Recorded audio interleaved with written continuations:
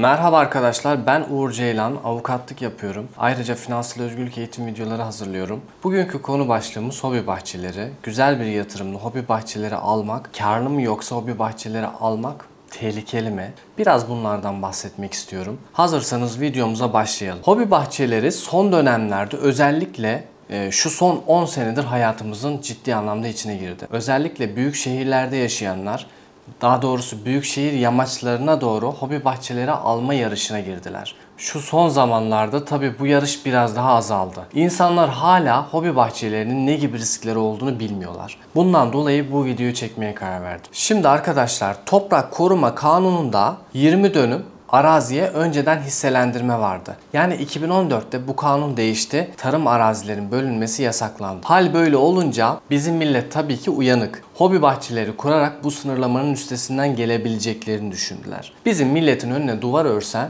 gider duvarın altından çukur kazar geçer. Ya da farklı bir teknik kullanır ya da üstünden paraşütle uçar. Aynı hesap oldu. Şimdi bu kısıtlanmak istemeyen yatırımcılar, vatandaşlar diyelim ya da emlakçılar da diyebiliriz. Artık her neyse bir kooperatif kurdular ve bu kooperatif üzerinden biz bölünemeyen tarlayı böleriz dediler. Uyanıklık yaptılar açıkçası.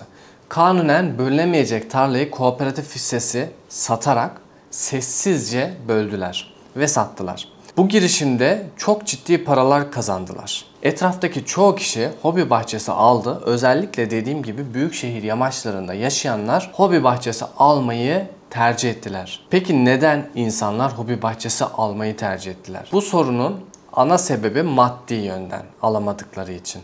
Yani paraları yetmediği için hobi bahçelerinde nispeten müstakil parsel tarlalara göre daha uygun fiyatlı olduğu için ve vatandaşımız 300 metre 400 metrekare bir tarlamız olsun, orada pikniğimi yapayım, mangalımı yapayım mantığında olduğu için özellikle müstakil parsellere de parası yetmediği için ne yaptı? Hobi bahçeleri aldı. Ve bu alınan hobi bahçeleri de bir yatırım olarak tabii ki portföylerine eklemiş oldular. Bir de insanlar hobi bahçeleri alırken, yani daha doğrusu size hobi bahçeleri pazarlanırken orada ev yapan insanları gösterirler. Üstüne ev dikmiştir. Mesela yan parselinize adamlar ev dikmişler. Normal şartlarda bir yatırımcı belli kurallar çerçevesinde her tarlaya ev dikilemeyeceğini bilir. Hobi bahçesindeki evleri gördüğünüz zaman sanki bu doğruymuş, herhangi bir sorun yokmuş gibi bir algıya kapılırsınız. Dersiniz ki yan parsel dikmiş, ben de buraya 90 metrekare 2+1 yaptırayım. Bir şey olmaz diye düşünebilirsiniz. Hobi bahçelerine ev yaptırdığınızı düşünelim. 1-1,5 milyon lira para harcadınız. Büyük ihtimalle o yaptırdığınız eve bir şey olmayacak.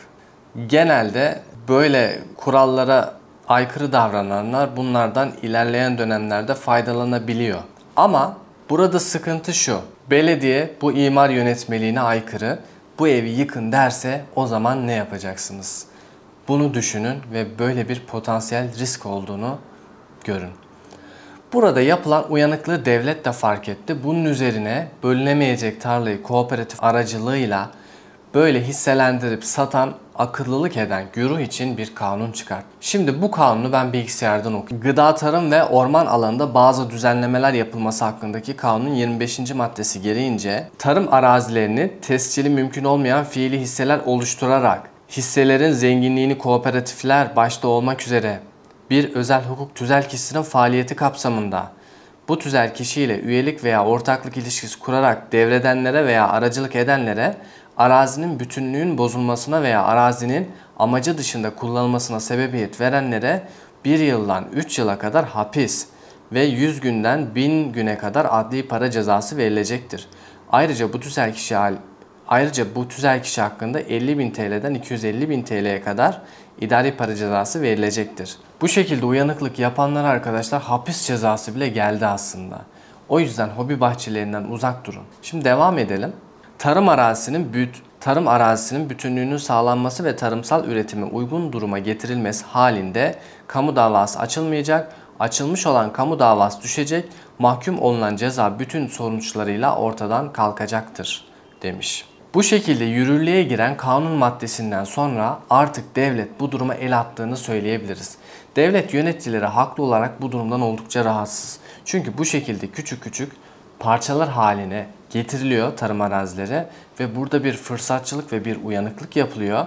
Hobi bahçelerini size satanlar adınıza tapu çıkaracağını da söylüyorlar.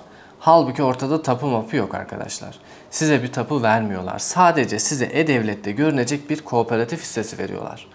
Siz o kooperatifin bir paydaşı olmuş oluyorsunuz. Bu kooperatif 100 kişilik bir kooperatifse 100 kişiden 1 kişi olduğunuz için 1/100 kooperatif hisseniz oluyor. Bu bir tapu değil arkadaşlar. Kooperatifi bir şirket gibi de düşünebilirsiniz. Şöyle bir senaryo düşünelim. Eğer kooperatif borç alarak, örnek veriyorum, traktör ya da dozer gibi ürünler aldı. Çünkü tarım arazisi olduğu için. Ve bu ürünlerin de getirisi kooperatife aktarılmadı. Başkalarına uygun fiyatta satıldı ve kooperatif zarar etti. Kooperatif kredilerini ödeyemedi. Bu durumda kooperatif icralık olduğu zaman kooperatifin sahip olduğu mal varlıkları da icralık olur. Sizin kooperatif hissenize de haciz konulabilir. Kooperatifler Kanunu'nun 28. maddesine göre kooperatif mamelekleriyle sorumludur. Ne demek mamelek? Yani tüm mal varlığıyla arkadaşlar.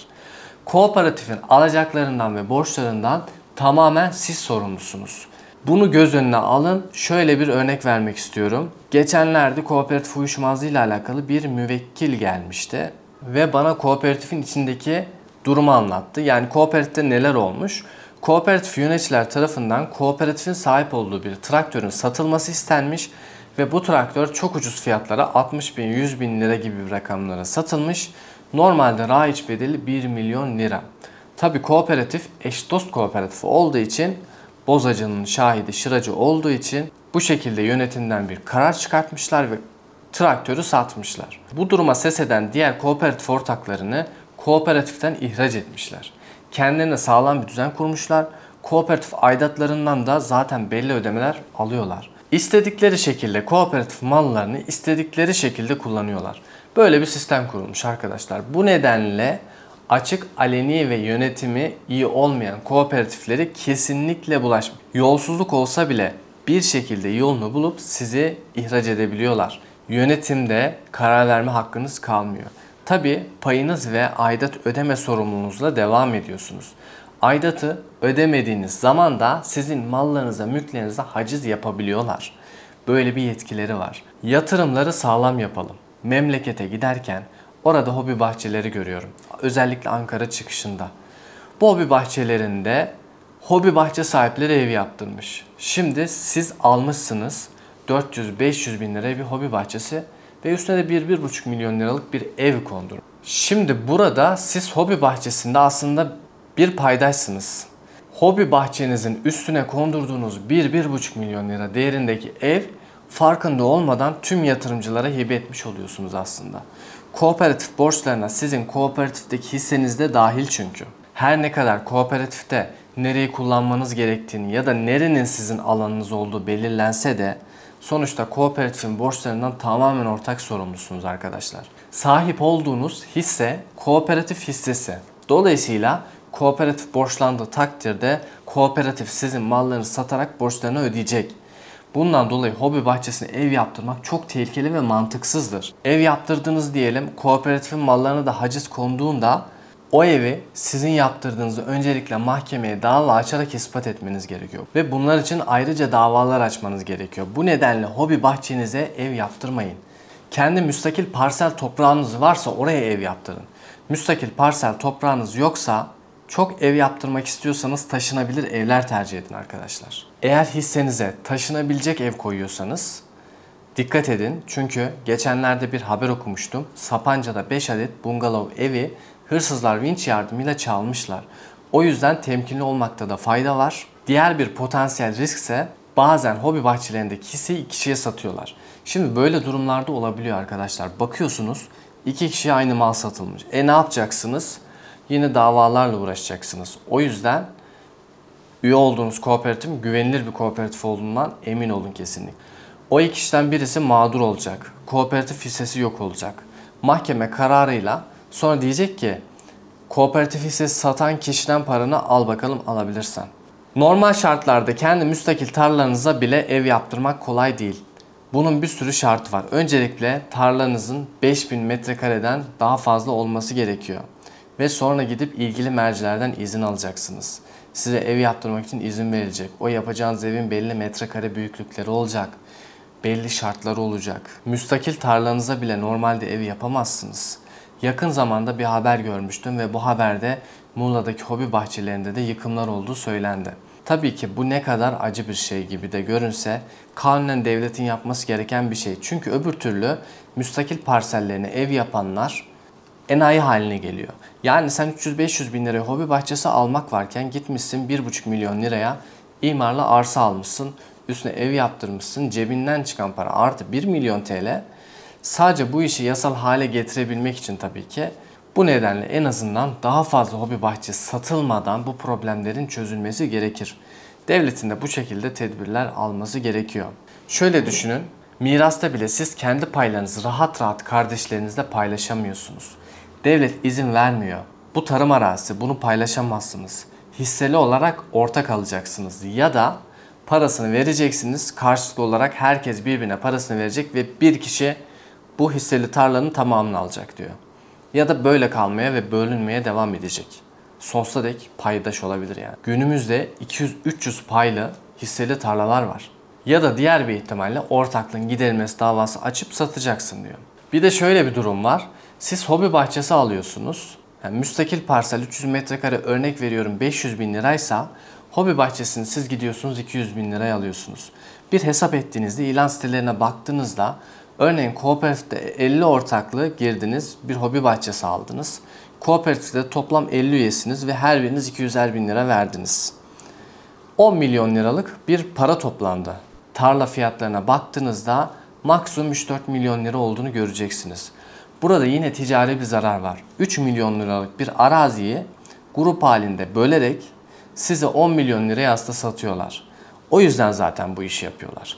Ve bir de aidat ödüyorsunuz arkadaşlar. Dikkat edin, burada tehlike var, sıkıntı var, uyarıyorum. Şimdi bu videoda hobi bahçesi almayın. Aldıysanız da üzerine inşaat yapmayın. İnşaat yaparsanız paranızdan olabilirsiniz. Bunları anlattık.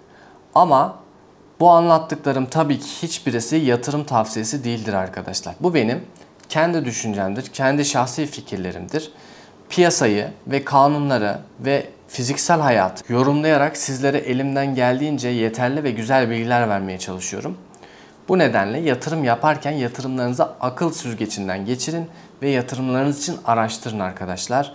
Kimsenin lafına aldanıp bodoslama yatırım yapmayın, ben dahi. Aklıma gelmişken şunu da söylemek istiyorum. Normal şartlarda hobi bahçesi olarak satılmayan kooperatifler var. Burada gerçekten bir kooperatif mantığı var. Büyük arazileri alıyorlar. Örnek veriyorum, değerli yerlerde 100 dönüm arazi alıyorlar. Ve burada bu araziler değerlenince bu arazileri ya satıyorlar yüksek fiyata ya da müteahhite kat karşılığı olarak veriyorlar. Şimdi böyle fırsatları değerlendirebilirsiniz arkadaşlar. Tabii ki hobi bahçesi deyince tüm kooperatifler kötüdür anlamda söylemiyorum. İyi kooperatifler de kesinlikle var. Bir tane görmüştüm mesela, çok büyük insanların, makam ve mevki sahibi insanların olduğu bir kooperatifte. Dediğim gibi Antalya'da çok büyük araziler almışlardı ve bu arazileri değerlenmesini bekliyorlar. Herkes paylarını satabiliyor ve kooperatifte bir tane pay bedeli geçen sene 2,5 milyon liraydı. O kadar büyük bir kooperatif. Bu şekilde kooperatiflerin hepsi kötü değildir, hepsi de iyi değildir arkadaşlar. Üye olduğunuz kooperatifin güvenilir kooperatif olmasına özellikle dikkat edin. Eğer bu videoyu beğendiyseniz arkadaşlar sadece kafanızda beğenmeyin. Lütfen beğen tuşuna da basın. Kanalıma abone olun. Kanalıma abone olmanız benim için çok önemli. Başka bir videoda görüşmek üzere arkadaşlar. Kendinize iyi bakın. Hoşça kalın.